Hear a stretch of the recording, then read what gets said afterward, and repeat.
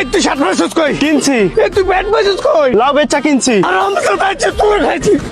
আরে তুমি তোমার ভাইয়ের লগে তোমার কি হয়েছে কত? তোমার ভাই তোমার প্রেমে খেপছে কেন? ভাবি 6 মাস ধরে কইতাছি ভাইজান রে যে আমার একটা শার্ট আর প্যান্ট কিনে দিতে, কিন্তু ভাইজান দিতেছে না। বাড়ির পাশে লাউ গাছ থেকে আমি কয়েকটা লাউ বিক্রি করছি, কিন্তু আমি তো জানতাম না ভাইজান লাউ গইনা রাখছে। হাই হাই, তুমি করছোটা কি? তোমার লাউ লাগবে, তুমি আমার কাছে কইতা, আমি তোমার সাহায্য করতাম। ভাবি তুমি কোনো চিন্তা করো না, আমি কি আমার জন্য একা কিনছি? আমি তোমার জন্য একটা শাড়ি কিনে রাখছি। হাসা কইতেছো? আমার লেগে শাড়ি কিনছো? তা কই তোমার শাড়ি? নিয়ে এলে না? ভাইজান দেখবে দেখে এখন নিয়ে আসি নাই, রাতে এক সময় দিয়া যাবো নি। আচ্ছা ঠিক আছে, তোমার ভাইজান এখন বাড়িতে নাই, তোমার দুইটা খাইতে দিই, তুমি খাইয়া তারপরে আবার চলে যাও, রাইতে আবার আই।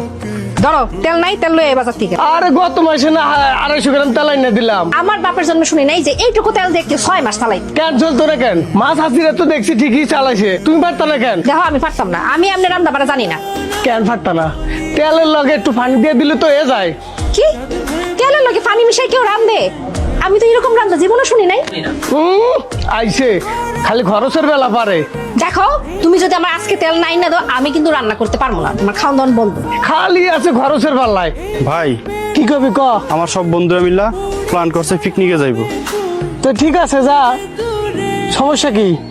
ভাই পিকনিকের 1000 টাকা চাঁদা, সবাই তো তোমার কথা জানে, এই কারণে আমার 300 টাকা ধরছে ভাই। এই আমার কথা জানে মানে কি জানে?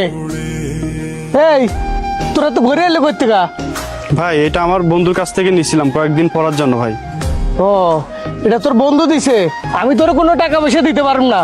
যা তুই আমার চোখের সামনে তুই যা। গাছে লাউ গাছ সব বিক্রি করে ফেলামু। এ নাও বাজার। কি আনছো? কচু শাক। আরে তোমার তেল কিনে তো সব টাকা ফুরিয়ে গেল। কচুর শাকটা এমন করে রান্না করবা যাতে যে মনে হয় গরুর মাংস দিয়ে ভাত খাইতেছি।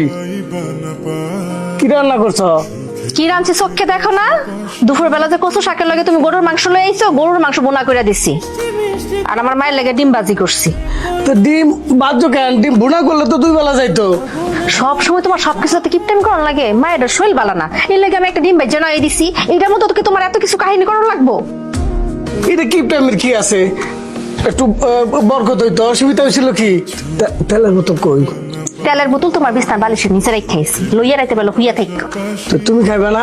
আমার খাওয়া লাগবো না, আমার খিদা নাই। আর এখন থেকে চিন্তা করছি একবেলা না খাইলে তোমার চাইলটা বাঁচবো।